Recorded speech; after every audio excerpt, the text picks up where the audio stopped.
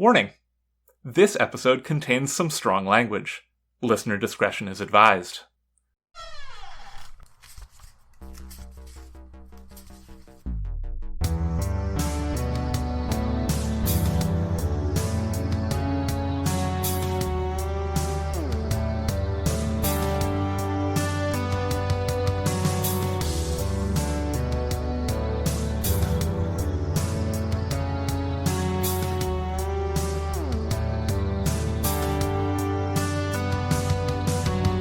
Hello, and welcome to Tales from the Trunk, reading the stories that did make it. I'm Hilary B. Visnieks. Listeners, I am thrilled to welcome my new best friend, honestly, in the whole entire world, A.D. Sway. Anna, welcome to the podcast. Hey, thanks for having me. Absolutely. As will, I think, become evident in a moment when we start talking about the Dragonfly Gambit coming out from Neon Hemlock Press very shortly. Our good friend Dave Ring hooked us up. I panicked that I didn't have a podcast guest, and he said, I got you. And here we are, and I could not be happier. Yay. Dave's amazing. I can't stop plugging incredible. Yeah. So, is there anything before we get into this reading that our listeners should know about that our listeners should know about this book? Yeah, so I'll give you a little spoiler-free pitch. Yeah. I guess. So the Dragonfly Gambit is a novella, as you said, from Neon Hemlock, and it's about an ex-military pilot that suffers a career-ending injury, gets really pissed off, and then goes back to destroy the fleet that she used to fly for. I love this for her. I do too. Again, no spoilers, but things don't go as planned. No. Or do they? Do they ever?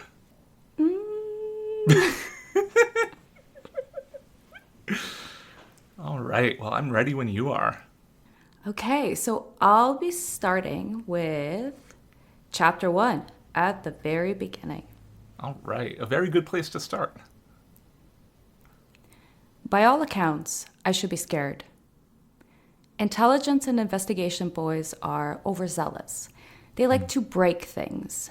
Doors, people, entire local governments if they get the chance.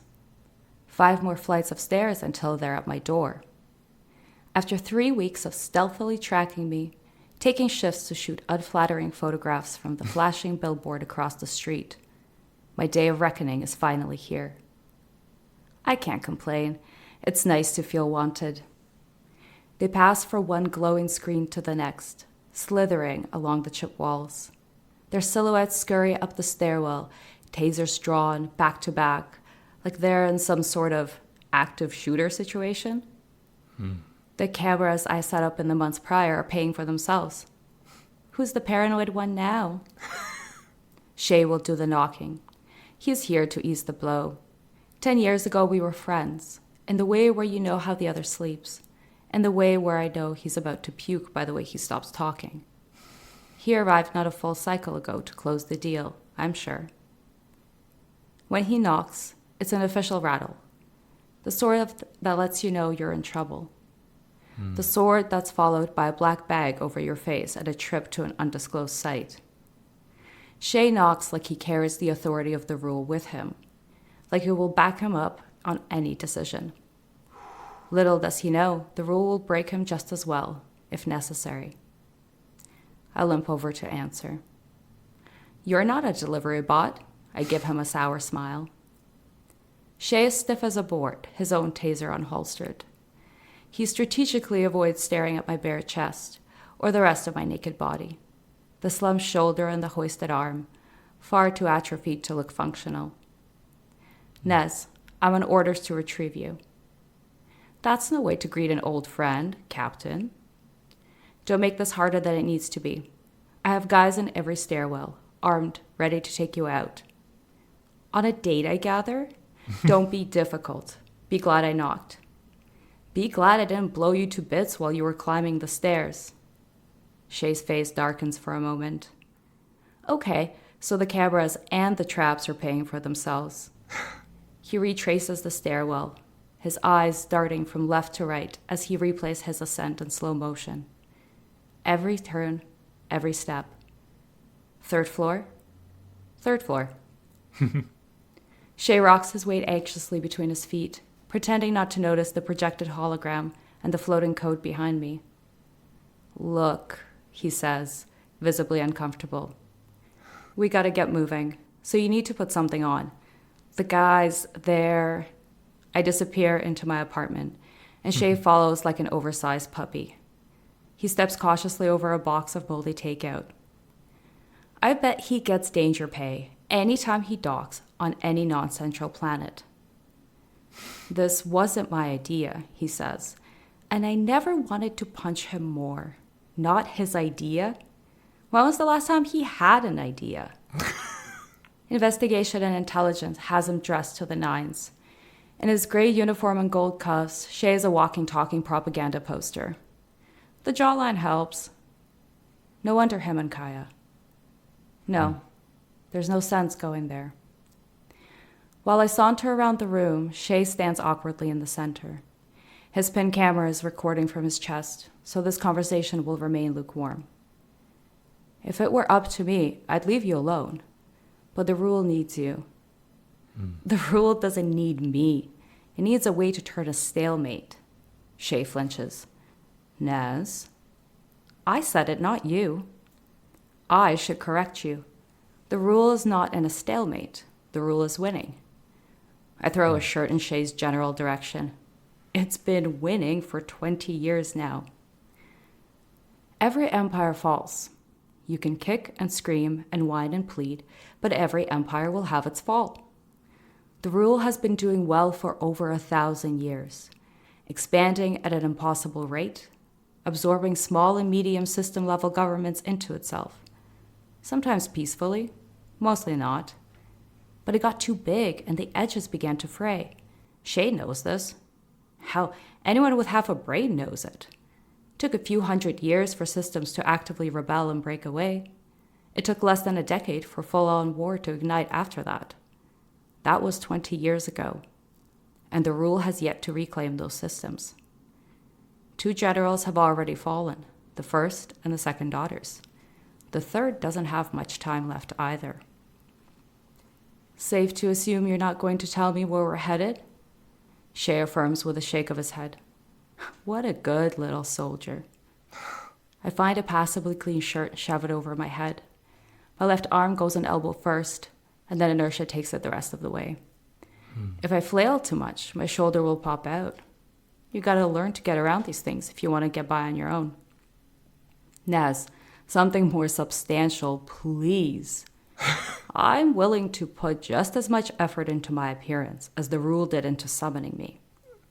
I slide on my pants with my right hand, do them up, take a sharpened pencil, plunge it through my hair, twist it around, stab it through the bun. Shay watches the entire routine silently. Then, when I'm done, he half-heartedly asks, "How's the..." He means the arm.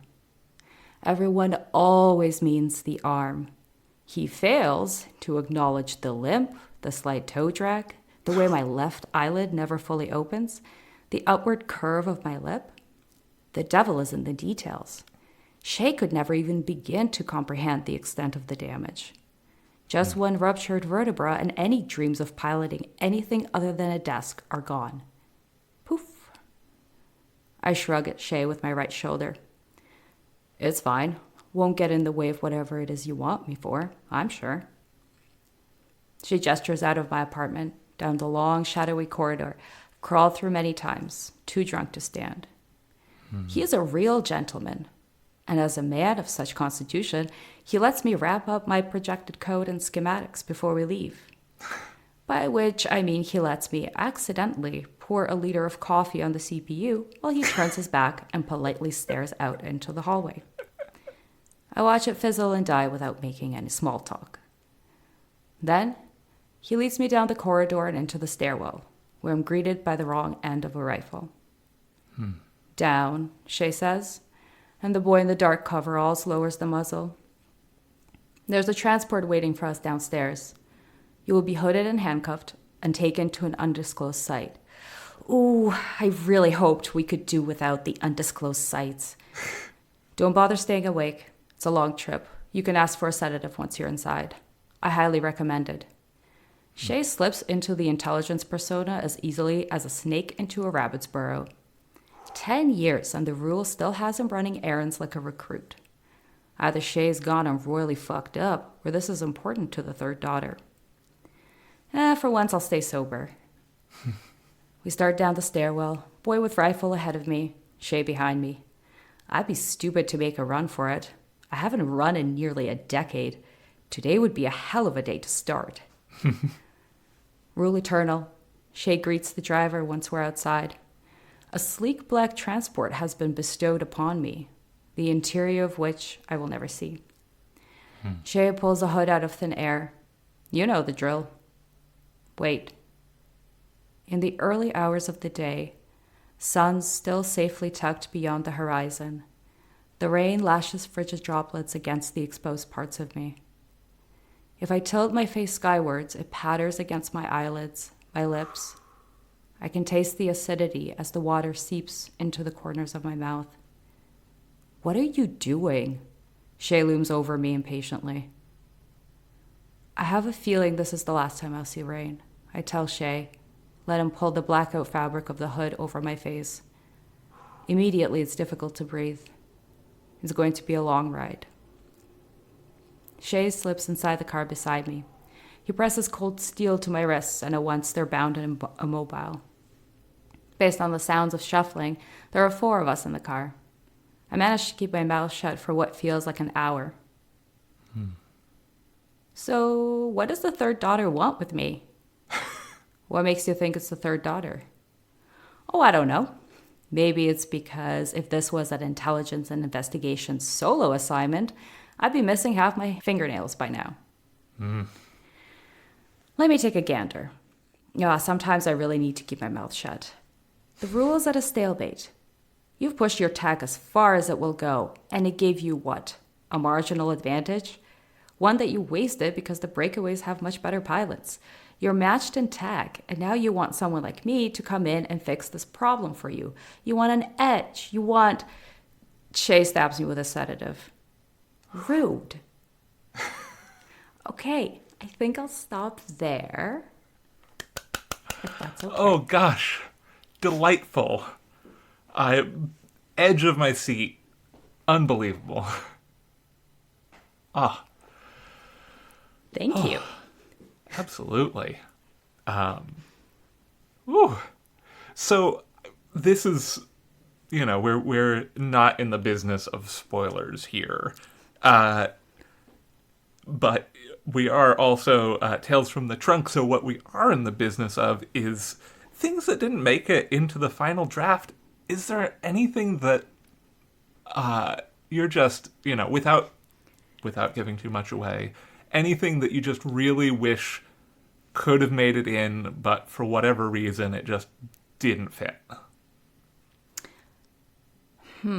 Okay, in the vaguest terms possible, there was a section that I had originally written that happens after the final events of the novella. So it was supposed to go on for another chapter where one of the main characters would reflect on what had transpired. And that never made it into the final version because it kind of sat as a standalone. However, I may include it as a little extra something for people who read the novella. Maybe as a little treat after it gets released. Who knows? Yeah. A surprise. We like surprises. Love surprises. That's also always the kind of bonus content that I'm just like...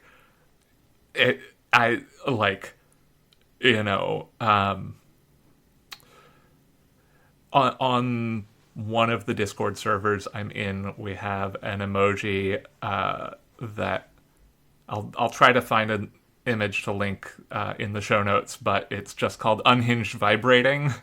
I think I know exactly what you're talking about. Yeah. Is it the 2 eyeballs? Red... The red ones. Okay, I've seen the eyeballs where it's just 2 eyeballs and they're just gyrating, like Yeah, aggressively. that one's also Yes. good. We have a range, but yeah, that's that is me when people say, "Hey, this thing that you just read, there's bonus content." You're like, excellent.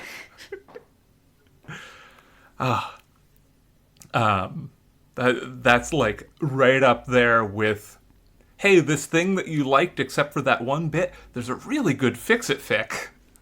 Okay, I was going to say, because I grew up on fanfiction, right? Like, I grew up on fanfiction.net, and that got shut down, like the OG. And so I just can't. Like, one of my guilty pleasures is writing fanfiction for my own long form. Oh, hell yeah. And that is a little too self-indulgent, but I totally do it. It's like, I keep trying to convince myself it's to like stretch the writing muscles, but no, it's just me being self-indulgent. I'm like, why are you making this pairing happen? It already exists. I'm like, more. Clickety clack on my keyboard. So, I mean, like, one, I will never say that fanfic is not art. Two, I love that, and I think more people should do it. Three, I'm gonna slightly spoil a book tour episode from last year, 2 years ago? I don't remember when. CL Polk was on to talk about Even Though I Knew the End, and that started out as a supernatural fic, and they filed the serial numbers off of it. Oh my God. That is Uh-huh. fascinating. See, now I'm kind of like recalling the entire thing. I'm like, everything starts to fit. Right? Incredible. So, I'm just saying, like, sometimes you file the serial numbers off of a supernatural fanfic well enough that Carl Engle-Laird buys it and publishes a super fine-ass novella. Exactly. And sometimes you just gotta write your own fan fiction. Exactly. I mean, sometimes you need to write your own fanfiction to get unstuck on the thing that you're working on, and maybe that fanfiction turns into the actual profic. Exactly. Yeah. Nothing wasted. Nothing wasted. Every word is a win. Speaking of wins, and again, speaking without spoilers too much, I would love to know what you are just so excited for our listeners to get to when they get their grubby little mitts all over the Dragonfly Gambit. Oh, that's such a good question. Oh, I gotta think. Yeah. Okay, there's two things. One, I don't think it's too much of a spoiler because it actually is the mini prologue that happens right before chapter 1. So people will get to it super fast. And I kind of do the thing where I tell you what's going to happen. I tell you how it's going to end. And then for the rest of the novella, I just get to show you how it all devolves into the ending that you were exposed to at the very beginning. And the second part is it happens in chapter 2. So obviously we're already introduced to these characters, right? Like Shay and Nez, they have history. And there's this chick, Kaya. And obviously there's history there too. And so there's a moment when Nez and Kaya finally see each other after 10 years. And there's this there's a moment where Nez can take the high road. And she doesn't. And it's like the most satisfying. It is the most satisfying thing. And it was so fun to write. And when I was going through edits, I kept highlighting that little bit and just like commenting to Dave, being like, I can't stop smiling. It is not like, it's just somebody being like, I'm pissed at you and I'm going to follow through on that. I carried this grudge. I carried this grudge for 10 years. Let's Hell go. yeah. And it's very satisfying. And it's very physical. Hopefully, I'm not giving too much away. But yeah, it's fun. It was fun to write and it's fun to read, at least for me. So I am So excited for that. Oh, I also realized that for listeners, if this yeah. actually makes it into the podcast, we're also on video, and I keep clapping like a little seal. But I keep doing it silently, so there's like dips in my speech, and that's just me clapping like a seal, but it makes no sound. I love an audio medium. We make such good radio on here. Yeah, we're just tip-top professionals. Yeah. Audio professionals here. I mean, hell, this is... Oh, shit, I didn't even say it at the top of the show. Listeners, welcome to Season 6. Oh my God. How'd we get here? Congratulations. Thank you. Yeah, that's bonkers. That is bonkos right there. 6 seasons. That is incredible. Yeah. 6 seasons, made... hit 100 episodes back in October? October sounds right. Maybe September. I don't remember. Time is fake. Who knows? Time doesn't exist, but you need to celebrate. This is a huge milestone. Yeah. Hell yeah. Season 6. Yeah. 6 seasons in a movie, right? Is that what 6 people seasons say? and a movie. Hell yeah. Best dramatic presentation, long form, here we come. Let's go. Let's get those nominations.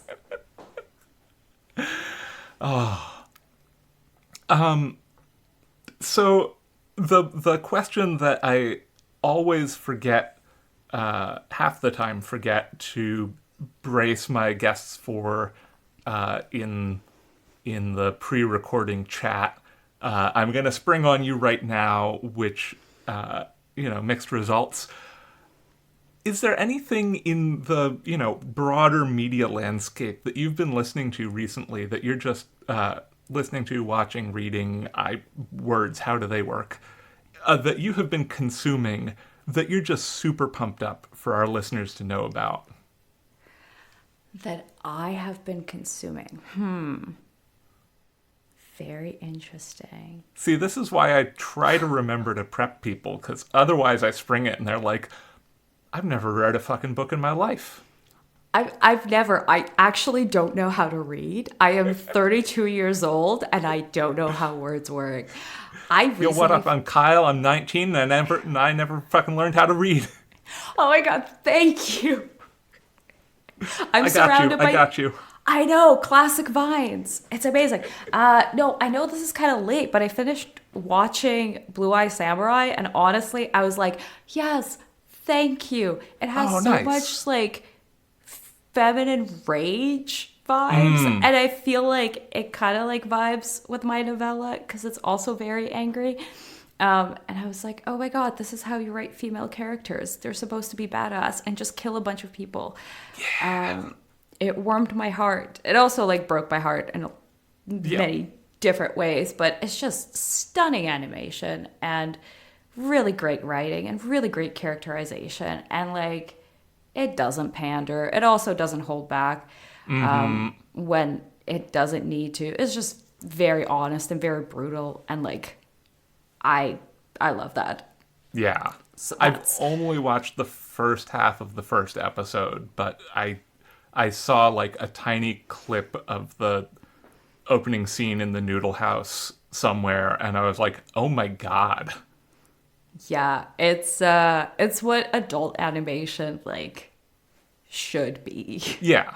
It's not this like dog shit looking lowest common denominator. Yes. I have so many feelings about how everything has to be like Family Guy or Rick and Morty now. Okay. Honest question. Rick and Morty, the way they draw eyeballs, is it just me or are they creepy? I have never watched Richard and Mortimer in my life. I refuse to. It's just like, it's one of those like starter kit of you clearly don't understand the characters at all, worst men in the world fandom packs. That's fair. I have never voluntarily watched an entire episode, but I have accidentally been caught in situations that I couldn't leave where I Yeah. had to partake. Yeah, unfortunate. Unfortunate. But Blue Eye Samurai, fucking great. Amazing. We're Yes. here to talk about things we love and not just shit on Rick cartoons and for Morty. really people I don't want to talk to. Yeah, I'll be exactly. kind. I'll be generous here. Yeah. Well, Anna, it's been such a delight to have you on the show. Before we get going, where can our listeners find you? I mean, you can always find me on the website previously known as Twitter. And I will continue to call it Twitter because Yep. that's what it is. That's what it is. As at the Swayway. So TheSuiWay. And I'm honestly on every social media platform as at the Swayway. And you can also find me on my website, again, at www.theswayway.com. I'm Fantastic. branding hard. Solid branding. Hell yeah. Yeah, I in 2012 I was still able to grab HB Bisnieks on every platform, and Nice. we'll never let it go. Yeah, exactly. Gotta own it. It's yours. Yeah. I mean, it helps that there aren't too many Bisniekses, at least in the English-speaking world, so, you know. Well, Anna, again, thank you so much for coming on the show. It's been an absolute delight having you. Thank you so much for having me. Absolutely. Listeners, stick around for a thrilling season 6. I'm going to be talking to John Wiswell. I'm going to be talking later in the year. Big spoiler alert. I'm going to be talking to Ursula Vernon. It's going to be great. You're going to have a blast, I guarantee it. Tales from the Trunk is mixed and produced in beautiful Oakland, California. Our theme music is Paper Wings by Lillian Boyd. You can support the show on Patreon at patreon.com/trunkcast. All patrons of the show now get a sticker and logo button, along with show outtakes and other content that can't be found anywhere else. You can find the show on Blue Sky at Trunkcast, and I post at HB Bisnieks. If you like the show, consider taking a moment to rate and review us on your preferred podcast platform. And remember, don't self-reject.